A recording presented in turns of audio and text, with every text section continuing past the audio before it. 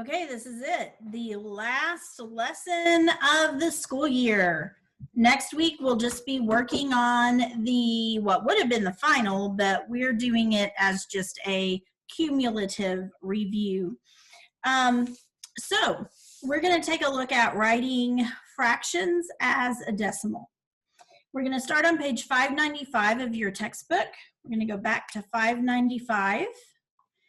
And I have the presentation here for 595. And we're going to skip forward.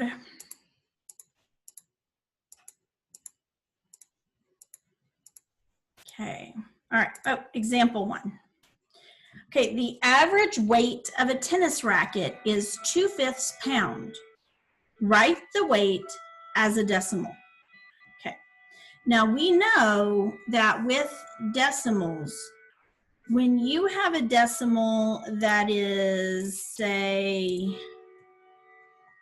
0.2, we say that that's 2/10. It could also be written 2/10. These are equivalent. This is 2 in the tenths place, which is the same as 2/10. Okay, now, if you remember our decimals, here's decimals, and then we did tenths, hundredths. These are the ones with all the THS's on the end. Thousandths.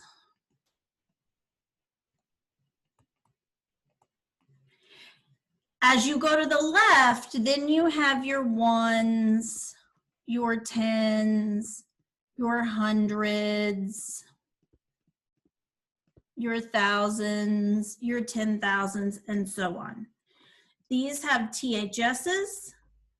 Also, there is no oneths place. The whole numbers are on the left, and they're the only set that has a ones place, because this means a whole one. If you come across a number that says round to the nearest whole number, it means round to the nearest ones place. And then to the right, these are not whole numbers. These are parts of a number. Tenths, hundredths, thousandths. Okay? So we have 2/5 of a pound. 2/5 of a pound. Well, here's the first thing I notice. 2/5. There's not a fifths here. But is there a way with equivalent fractions that we could make this a fraction over 10 for tenths? Is there a way we could turn this 5 into a 10? Yeah, by 2, right? So 10, I did by 2. Whatever I do to the bottom, I have to do to the top. Oh, that cut out bad. 2 times 2 is 4. Okay. So equivalent fractions tells us that 2/5 is the same as 4/10. And if I tested that theory by doing my cross multiplication, 5 times 4 is 20, 10 times 2 is 20, that's proof that these are equivalent. The other proof is I multiplied the bottom and the top by the same number. Okay. Now there's not a fifths over here, but there is a tenths. So I would write 2/5. I would change that to where it's over a 10. And I would write it as 0.4. Because it's a 4 in the tenths place, which is the same as 4/10. Okay?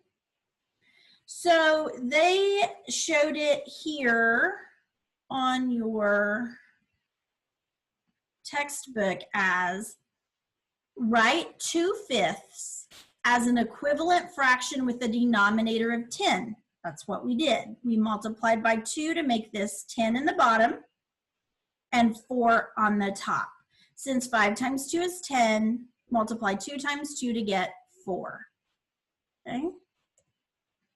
Then, so 4 over 10, which is 2/5 equals 0.4, which means 4/10. You can use a place value chart to read the decimal. Read the decimal, it reads 4/10. So see the place value chart, they've got their decimal, they've got their 4. So here you would have 4/10. And here you would have 0.4 or 4/10. The average weight of a tennis racket is 0.4 pounds, which means 4/10 of a pound. Okay. So most important things to remember. You need to be able to put your fraction where you have a denominator that is something on the right side of the decimal. So either tenths, hundredths, or thousandths. Okay, so let's take a look at, whoops, not annotating. There we go.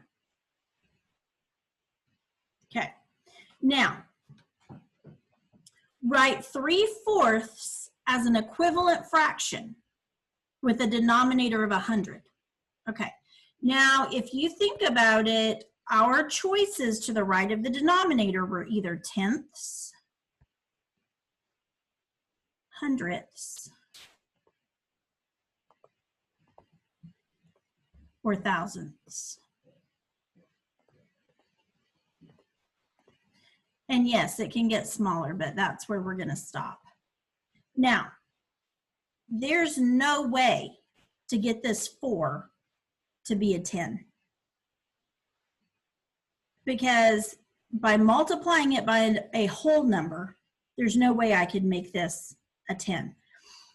So 10 is out. I can't make it something 10th, but I can turn that 4 into 100.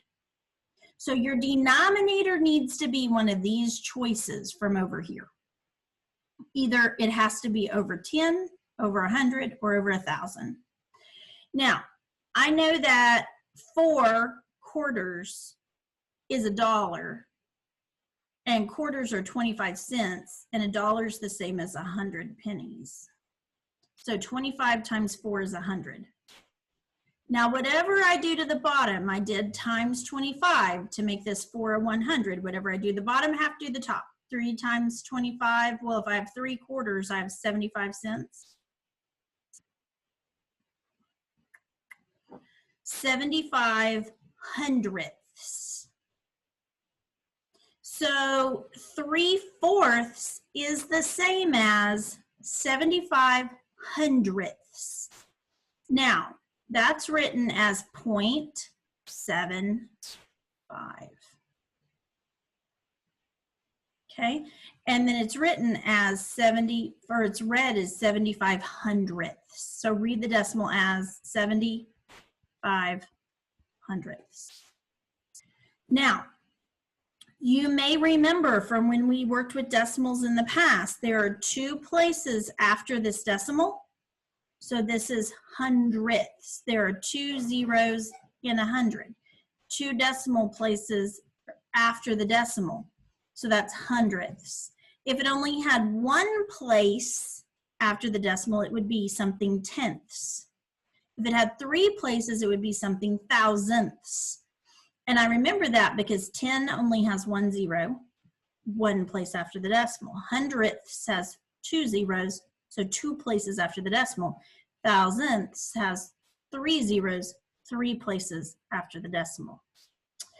Okay, so let's erase this. Peyton is standing here like he has something to say.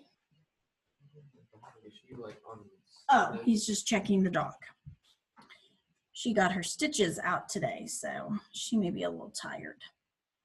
Okay, so there's the 75 hundredths, 0.75, and its red is red is 75 hundredths. Okay, so here we have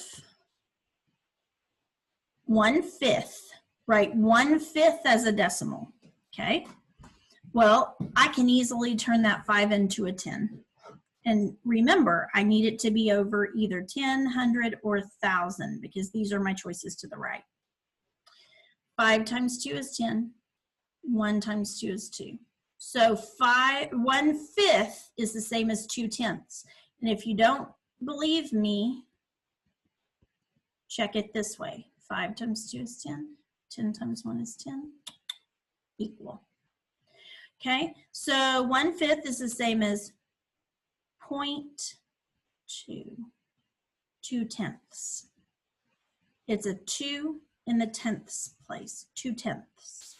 Now, because it's over 10, there's 1 0 in 10, so there's going to be 1 digit after the decimal. That's how I remember that. And then you would read it as 2/10.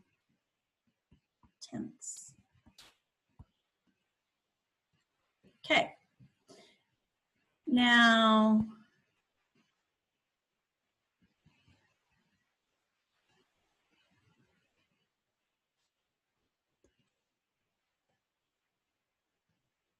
here's the answers. Okay, next guided practice says 11/25. I need a denominator that's either 10, hundredths, or thousandths. Well, 25 isn't gonna become a 10, so I can make it into 100. 25 times 4. So 25 times 4 is 100. 11 times 4 is 44. So this is 44 hundredths. Now, because there's 2 zeros in 100, there should be 2 digits after the decimal. So 0.44. 2 digits after the decimal, 2 zeros in 100, 44 hundredths, 44 hundredths, perfect. And it's red, 44 hundredths. This pen is really hard to write with. There we go. Okay, so remember, you might can turn it into a denominator of 80 or 60 or 40 or 12. That's not going to help you when it comes to this. You need it to be a denominator of 10, 100, or 1,000. Okay, there's that. Independent practice. We're going to take a look at these just because this is such a new concept. Okay. 8/10. Well, this is already over 10. Perfect. So all I have to do is 0.8. There's 1 0 in 10. There's 1 place after the decimal. There's an 8 in it. Boom. We're done. 20. 20 is not one of my options. It needs to either be 10, 100, or 1,000. 20 can easily become 100 by multiplying 20 by 5. 20, 40, 60, 80, 100 times 5. So we would do 1 times 5. And it would be 5 hundredths. Now, this is where you have to be careful. Because there are 2 zeros in 100, there has to be 2 places after the decimal. Well, if I write my 5 right here, that's only 1 place after the decimal. I have to have 2 places.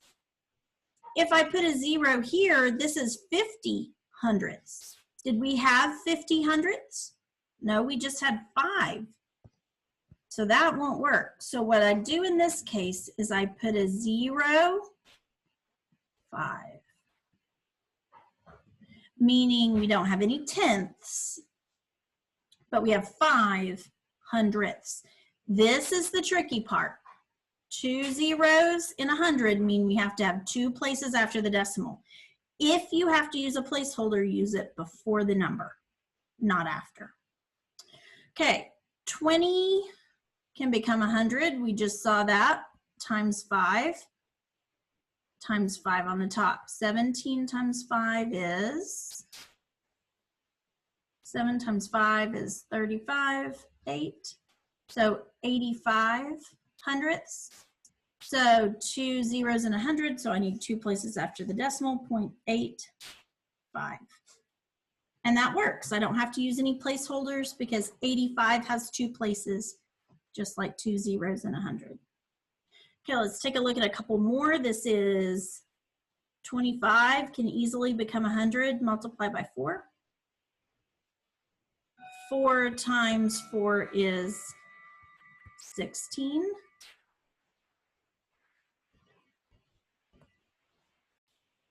Okay, sorry about that pause. We are waiting on someone to come and service our air conditioner, and they were buzzing my phone sitting right here, which is super frustrating when I'm trying to teach and they're buzzing my phone to say they're on their way. So, okay, hopefully that, I hit pause, hopefully it worked. Okay, so we ended up with 16 over 100. Okay, which there's 2 zeros in 100, so I have to have 2 places after my decimal, so 0.16. That works out great. This one's super easy because there's 1 over 10. 10 is already one of my options I need, so just 0.1. There's 1 0 in 10, so I need 1 place after the decimal. And then 25 can easily become 100. We've decided times 4. And 8 times 4 is 32.